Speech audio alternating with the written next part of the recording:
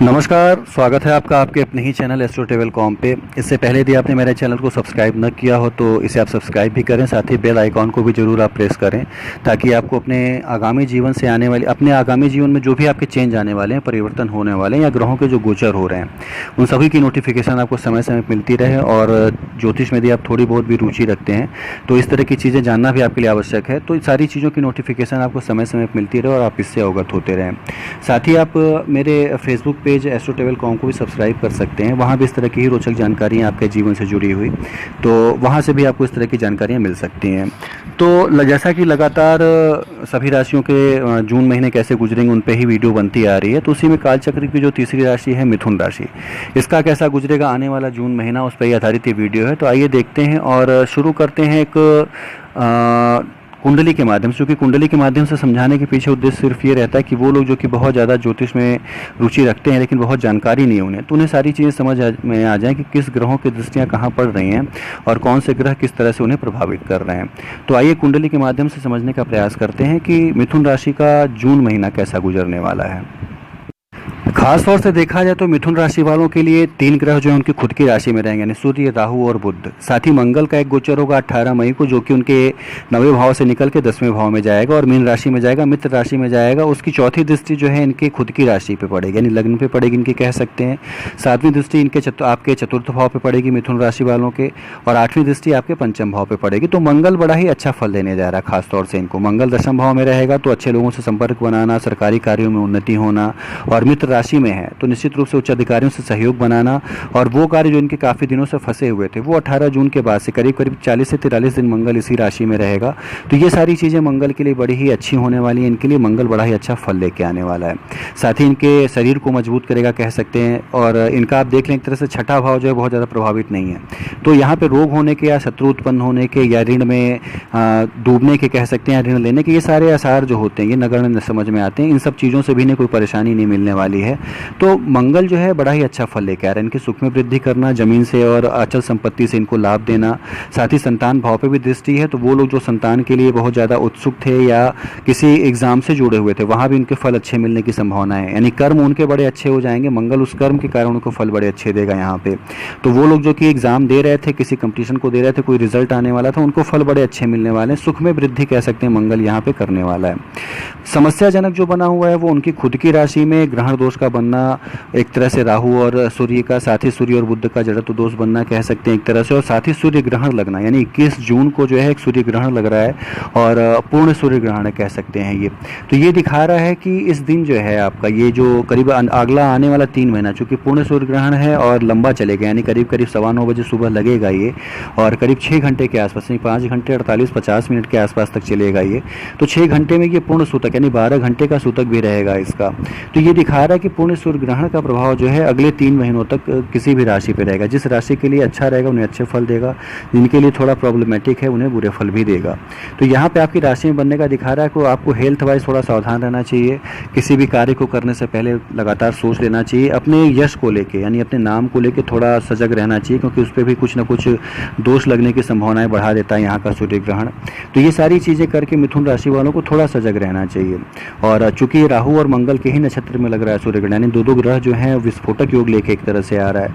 तो कोरोना की महामारी से कह लें या जो एपिडेमिक था उससे तो आपको छुटकारा मिलने की संभावनाएं समझ में आती हैं सूर्य के ग्रहण लगने से, लेकिन फिर भी इसके अलावा कुछ अन्य समस्याएं, यानी विस्फोट का होना, ज्वालामुखी का विस्फोट होना या गृह युद्ध होना, जातिगत संघर्ष होना देश में आपस में, और एक देश से दूसरे देश का युद्ध होना, ये सारी चीज़ें आपको अगले 3 महीनों में देखने के लिए मिलेंगी। तो ये सूर्य ग्रहण जो है बहुत अच्छा नहीं है, सभी राशियों के लिए कह सकते हैं बहुत अच्छा नहीं है। आपके लिए खासतौर से अच्छा नहीं क्योंकि आपके खुद की राशि में लग रहा है और आपके केंद्र में है यहाँ पे। तो ये निश्चित रूप से आपके ऊपर कुछ बुरे प्रभाव एक तरह से लेके आ रहा है। इनसे बचने का उपाय सिर्फ ये है कि इस समय आपको सूर्य की उपासना करनी चाहिए और सूर्य के बीज मंत्र यानी ओम घृण सूर्याय नमः इसका पाठ करते हुए लगातार आप यदि जल चढ़ाते हैं सूर्य को, रोज सुबह अर्घ्य देते हैं सूर्योदय के आसपास, जब भी सूर्य निकलता है उस समय ही देना बड़ा ही श्रेयकर माना जाता है। जब हल्का हल्का सूर्य रेड कलर का हो यानी लाल रंग का हो, उसको जल देना जो है बड़ा ही श्रेयकर माना जाता है।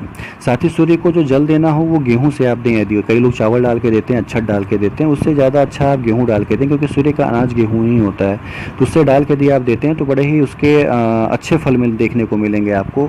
और साथ ही जो है आपके जीवन में जो थोड़े बहुत समस्याएं आने वाली थी वह तो या तो वो टलेंगी, या तो कह सकते हैं कि उनकी इंटेंसिटी जो है वो कम हो जाएगी। तो कर्म अच्छे होने से भाग्य भी अच्छा होता है, ये यही चीज़ बताता है। तो सूर्य की उपासना करें, ओम ह्रीं सूर्याय नमः पढ़ते हुए करें। ये चीज़ें दिखाता है कि सूर्य ग्रहण के इस प्रभाव से आपको जरूर छुटकारा दिलाएंगी। तो ये सारी चीज़ें जरूर करनी चाहिए आपको, खासतौर से सूर्य ग्रहण के परिप्रेक्ष्य में यदि देखा जाए तो। साथ ही यदि हम देखें ग्रहों के वक्री होने को, तो देखें शुक्र भी वक्री हो रहा है, बृहस्पति भी वक्री हो रहा है, शनि भी वक्री हो रहा है। तो तीन तीन ग्रहों का एक ही कुंडली में वक्री होना ये दिखाता है कि वो लोग जिनकी कुंडली में ये ग्रह वक्री हैं पहले से, उन्हें बड़ी अच्छी संभावना है आगे बढ़ने की। यानी शनि वक्री हो आपकी कुंडली में तो शनि बड़े अच्छे फल देगा, हालांकि अष्टम भाव में आपके है, तो यहाँ पे आपको पारलौकिक ज्ञान देगा, आपकी आयु की रक्षा करेगा, कह सकते हैं आपको एक तरह से संसार से विरत करके स्पिरिचुअल आपको बनाएगा शनि यहाँ पे, क्योंकि शनि जो है आपके अष्टम भाव में है। शुक्र वक्री होगा तो शुक्र भी आपको भोग विलास की सारी चीज़ें देगा। यदि आपकी कुंडली में वक्री है तो भोग विलास की सारी चीज़ें आपको देगा, आपको आगे बढ़ाने का प्रयास करेगा, सांसारिक चीज़ों में आपका मन लगाने का प्रयास करेगा। साथ ही आपको खर्चे आपके एक तरह से कह सकते हैं, चूँकि 12वें भाव में है और अपने खुद की राशि में, तो खर्चे आपके बढ़ाने का प्रयास करेगा। यानी चीज़ें आप खरीदेंगे, एसी कार ले लें, कार ले लें, गाड़ियाँ ले लें, या फिर जूते ले लें या कपड़े ले लें, इस तरह की चीज़ों पर व्यय आपके जो है शुक्र यहाँ पर कराना शुरू करेगा। बृहस्पति को कह लें तो बृहस्पति तो कहा जाता है गुरु सारे ग्रहों का राजा है, और वो भी वक्री हो रहा है, आपके अष्टम भाव में वक्री हो रहा है, तो ये भी दिखा रहा है कि आयु आरोग्य का सुख जो है उत्तम देगा ये आपको। और 29 जून तक ये आपकी नीच राशि में ही वक्री होगा, ना कि नीचभंग भी बना हुआ है, शनि जो है उसके नीचभंग को भी बनाए हुए है। 29 जून के बाद से इसका एक परिवर्तन होगा और ये नीचस्थ होते ही हुए अपने खुद की राशि यानी आपके सप्तम भाव में चला जाएगा, धनु राशि में, तो वहाँ पे फिर और अच्छे फल ही देना शुरू करेगा।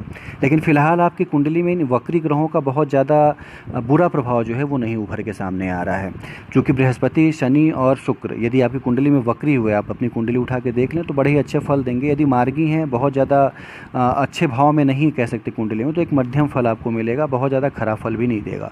तो वक्री होने के बहुत ज़्यादा फल आपको नहीं मिल रहे हैं, लेकिन सूर्य ग्रहण के जो फल हैं वो ज़्यादा आपको ख़राब मिल रहे हैं। सूर्य की उपासना ज़रूर आप करें, जिससे कि जीवन जो है आपका वो अच्छा चलता रहे, बहुत ज़्यादा उसमें दिक्कतें ना आए, बहुत ज़्यादा तकलीफ़ आपको ना आए। तो ये सारा आपको करना चाहिए।